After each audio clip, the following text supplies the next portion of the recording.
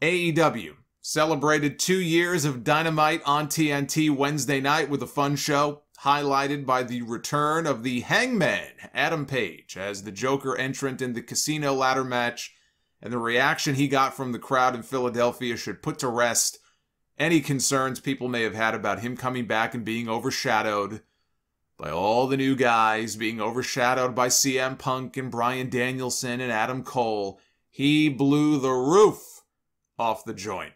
And he pulled down the giant poker chip to earn the right to challenge for the AEW World title at a future date. It's very encouraging to not only see the fans react to Page the way that they did on Wednesday and react to Luchasaurus the way they did in the opening match. Even with Danielson and Adam Cole in that same match, Luchasaurus was probably over as much as they were, if not more. So it was encouraging not only to see all of that, but to see AEW doing a good job of taking all that new talent and having them work with their own guys, the younger guys. You know, I've talked about putting Sting with Darby and how smart that was, and Punk working with him at All Out, Punk working matches against Powerhouse Hobbs. That was the best match Hobbs has had in his AEW career to date. Punk working with Daniel Garcia Friday on Rampage.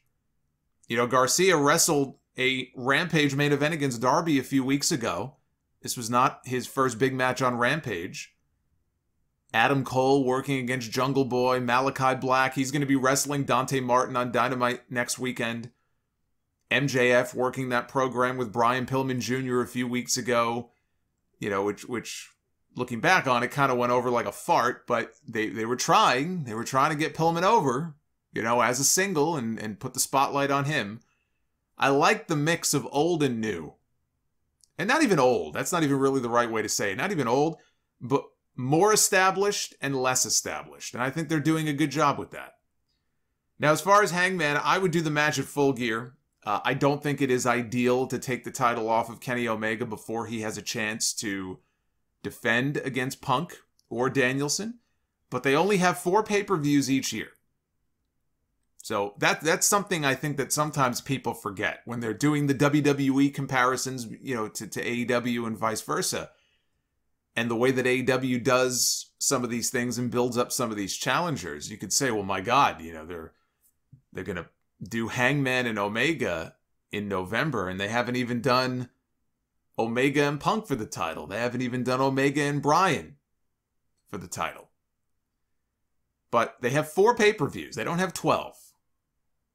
So they have to figure out what the big title matches are going to be in the main events, you know, on these pay-per-views.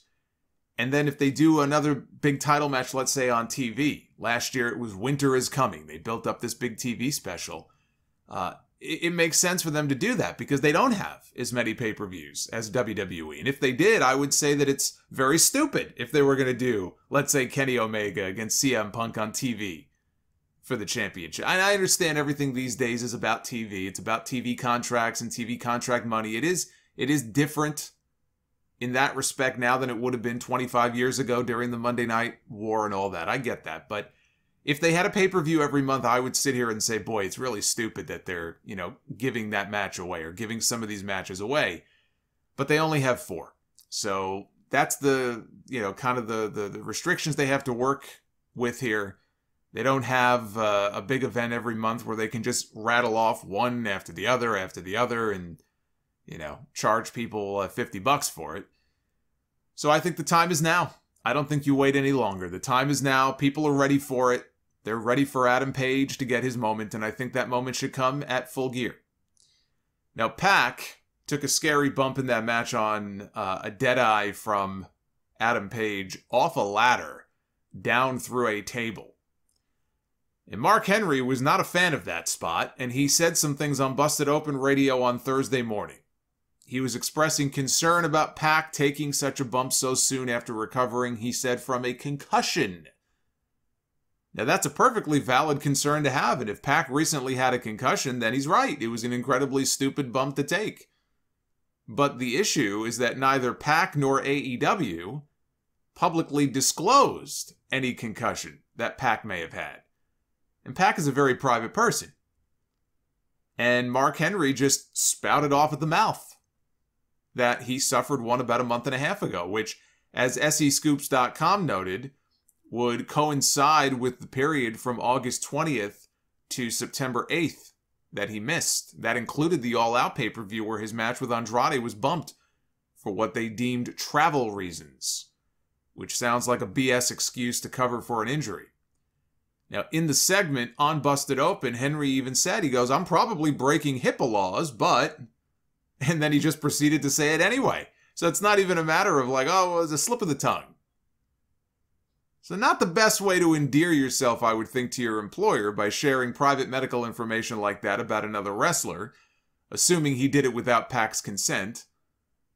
But look, he's not wrong in how dumb it was if the man just came back a few weeks ago from a concussion. And the thing about Mark Henry is, you know, he has talked before openly about this type of stuff. He takes concussions and head injuries very seriously. You know, 2 years ago, he pledged to donate his own brain to CTE research. So I think his heart was in the right place, but it is not his place to reveal something like that unless someone told him that they were okay with it. And if not, then that was not a good thing for him to be doing. Now, on TV this week, they unveiled the new TBS championship. That's going to be their secondary singles title for the ladies, as the TNT title is for the men. They clearly did not get Reggie Parks to make these belts, although I do think it is nicer than their main women's title. It's bigger, too. I think it's the blue ribbon. I think that's what it is. On this new belt, they have like that blue ribbon on the center medallion. You know, the TNT title has the red ribbon. I love belts that have blue in them. It's probably one of the reasons I love the Winged Eagle so much. But the first champion is going to be decided in a tournament that's taking place over these next 2 months. The finals will be held on January 5th when Dynamite debuts on TBS. So who's going to be the first TBS champion?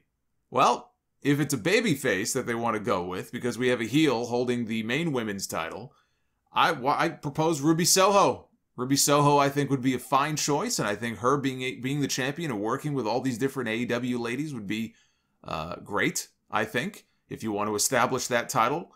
And Serena Deeb would be my choice on the heel side if they want to go with a heel. We saw Serena Deeb go heel on TV this past week and attacking Hikaru Shida, preventing Shida from getting her 50th win in AEW. Serena is great. She's had knee problems that have plagued her for much of this year, but she's back and she's healthy, hopefully.